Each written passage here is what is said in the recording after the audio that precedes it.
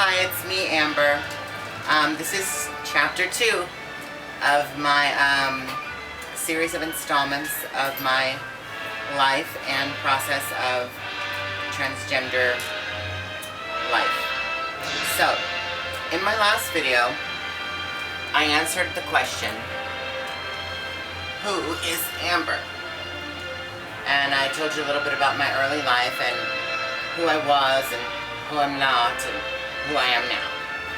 In this video, I plan to answer the question of why. Why is Amber doing what she's doing?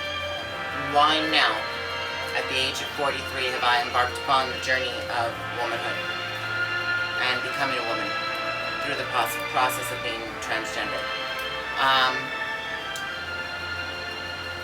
There's a complicated answer and a technical answer to the question. And one of the things I'm going to say first off, just so people can have an understanding of where I'm coming from, is I'd like to explain different kinds of transgenderism. And there are two major kinds, and one of them has since been very much rebuffed by the community, but was a large way of thinking psychiatrically several years back. And they say that a lot of men transition due to fascination with female genitalia and females in general. In a sense, meaning that they're so very much enamored of women and women's parts, so very much that they themselves would like to be women. You find this diagnosis quite frequently amongst transgenders who are attracted to genetic women or other transgenders, or should I say even the female persona in general is attractive to them. As when there are other transgenders like myself who prior to transitioning identified as gay. In other words, I was a male who liked men. I am now a woman who likes men. And I'd like to think that that's because I am basically a straight woman in a man's body, or at least I was a straight woman in a man's body. That part's changing, as you can see. So things are starting to line up. But despite the reasons that we transition, it's important to be respectful to anybody's choice to transition, no matter what their reasons are. But I just want to say that for me, I transitioned for the other side in the sense that I'm not at all doing it for any sexual reasons other than the fact that I want to be perceived and I want to be attractive in a traditionally female way. And when I say a traditionally female way, I mean I want to present at least my own perfect attempt at perfect image of a woman, from fingernails to makeup to heels and dresses and everything else that would be considered stereotypically female things. There are many transgenders who are not like me, who are more tomboyish, who can still feel like women without needing all of the extra frills or feeling that they need to conform to any sort of an ideal of what a woman's going to be just because they're going to be women. And that's okay too. And I say that we all need to respect that as well. But in my case, one of the main reasons that I wanted to transition is so that I could do all of those stereotypically or socially proclaimed female or feminine things, like nails and makeup and hair and heels and lace and everything that's feminine. So, as a gay male, I couldn't really do it, even though I had the skill to do it. So I became a bit of a mentor towards a lot of other actual genetic women and some transgender friends that I knew at the time. And I have knowledge and training in cosmetology and the overall art of making a woman beautiful. So for many years, on a amateur and professional level, I worked as a makeup artist, hairstylist, fashion consultant, coordinator for other people. And I spent a lot of time making a lot of other people beautiful. While doing this all along, I realized that the reason that I really kind of hated the job, just like I could have been, a professional makeup artist or cosmetologist, but I didn't want to be because I didn't want to do this thing that was considered typically female or gay. Because when men tend to do these things, especially gay men, it's like it's typical in a sense where, oh, he's gay and he's a hairdresser. So I didn't want to be that.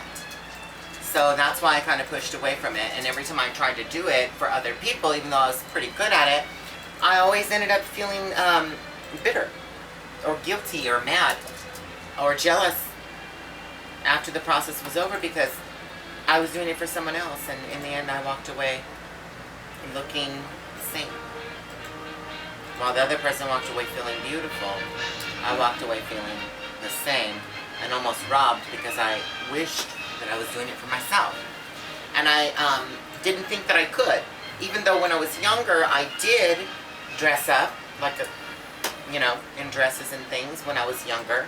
And I did it pretty good. I'm 43 years old now, so I didn't think it was possible for me. So, to get back to the question, why? So that's one of the reasons why. But I also, while I'm answering the question of why, I'm also going to answer the question of why wait so long? Well, as I told a little bit in my first video, I spent a lot of time as a gay male trying as hard as I could to live up to a typical masculine persona of gay, because that's what was considered sexually appealing to other gay men, which inevitably I was trying to attract at the time. So I didn't really try hard back then to feel anything about myself that was feminine. So, I met a man and I fell very much in love with him, and he was the kind of guy who was pretty much open towards anything that I wanted to do. He loved me not because of an image that I portrayed, but for who I was. And of course, we've been together for over 10 years, so it takes time to really completely evolve in a relationship this way and feel that secure. And once I felt secure enough to tell him what I wanted to do, I told him. My reason or venue at the time was, we were both very big fans of the show RuPaul's Drag Race. And I also have a best friend who is transgender, who I knew in the beginning of my transgender career, which we'll get into that in another topic where we're going to call that street life, because that's where I met her. But anyways, let me just say that we've always been friends. So I've always been very open-minded and interested and kind of following of the drag or transgender community, especially nowadays. We have so many famous, transgendered celebrities like Carmen Carrera and, of course, Caitlyn Jenner and, others. But because of all of this uproar and all this attention, I started to pay more attention, and I started to find myself comparing myself in my memories of my female image. I started to try really, really hard to remember what that girl looked like back then. That was more than 20 years ago, so that's kind of hard, so I tried really hard, and I would look at these girls on RuPaul's Drag Race, and I would tell my husband, I would say, you know what, I can do that. And he'd say, yeah, I'm sure you can, But he never really believed me 100%, And as I started getting older, I was going to be 43. This is last year in like August. Actually several months before August is when I decided that for my birthday in September, I wanted to do a drag show. Some club, amateur, someplace. I didn't know where because I haven't been out, we didn't really go out. That was 50 pounds ago. I looked a lot different. We weren't going out very much, And so I said, we need to find a place where we can do this, but I'm telling you now that I want to do it. So, I figured, I'm going to need to go on a diet. So I went on a major diet. And I went to the gym, and I cut carbs and fat, and I tried really, really hard, and I went from 195 pounds to 155 pounds. That's a lot. And I'm about 5'5". So, needless to say, there was a pretty nice little frame underneath of all that bulk. that I had put on in my attempts to be masculine. And once I saw what was underneath, and I started playing with makeup and clothes again in practice for my big drag, premiere, I started to see that I wasn't actually half bad in there. It didn't look so terrible. I didn't feel female yet. I mean, I felt female, but I didn't feel that I looked quite as female as I felt just yet. But I did feel a lot of, promise there. So I continued forward, and I ended up doing my drag performance at a club called Nightclub 340 in Pomona. I did a song called I Touch Myself by the Divinals. The theme was 90s, and that was like a big hit from the 90s. So anyways, so I invited some friends, several friends from work, and my mother and my brother, and it was like a big to-do because it was also a celebration for my birthday. So we did the show, and I got there, and all of my girlfriends from work were already there when I got there. So they're all hanging around, waiting to see me get there, and of course they have no idea what I'm going to look like. I didn't even know what I was going to look like.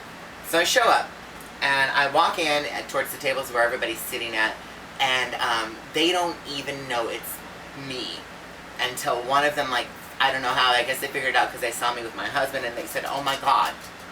And they screamed, and everybody ran up to me, and they said, "Oh my God, you look so beautiful." And I was like, beautiful? I was like, I was hoping I could at least look comically pretty, and here they're telling me I'm beautiful, so I'm like, okay, maybe I'm beautiful, right?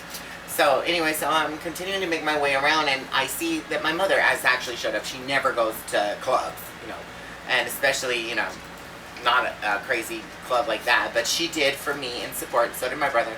So I saw her in the background, and she spied me out with her eyes, and as I walked over to her, she started crying, and her face just started rolling with tears, and I looked at her and I said, "What's wrong? Why are you crying?" And she says, "You are so beautiful," and she was shocked, when she said it, she was shocked, and when she saw me, she was shocked. And again, this was someone to tell me I was beautiful. This is my mother, and she's crying. So I'm like, okay, so maybe I'm a little bit more than comically pretty, I'm hoping at this point, but I'm still not feeling 100% authentic, of course. I'm at a drag show, and I'm wearing lots of makeup and a big teased out wig, and I'm trying to look, it's very, an exaggerated female form. So that's what I felt like, So anyway, so I ran into one of the performers there, and she was actually one of the headliners there, and she told me, she says, "Oh my God, you know who you could do, you know who you look like?" And I said, "Who?" And she says, "Madonna."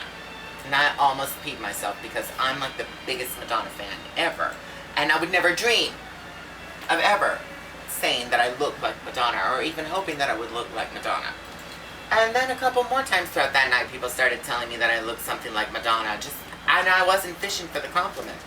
So I was like, damn, I just couldn't believe that I was being so well received, not only from my friends and family, but also from strangers who were coming up to me thinking that I was something, big, a big deal, as a female.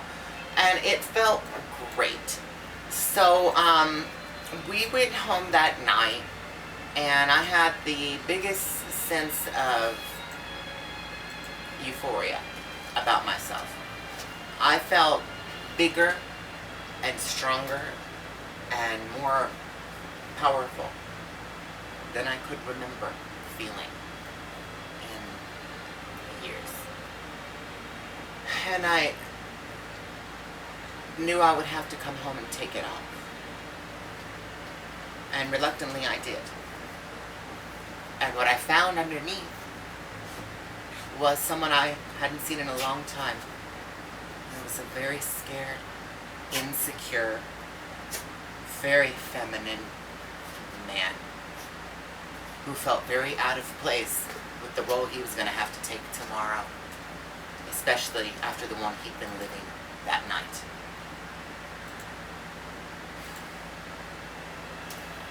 This is part 1 of chapter 2.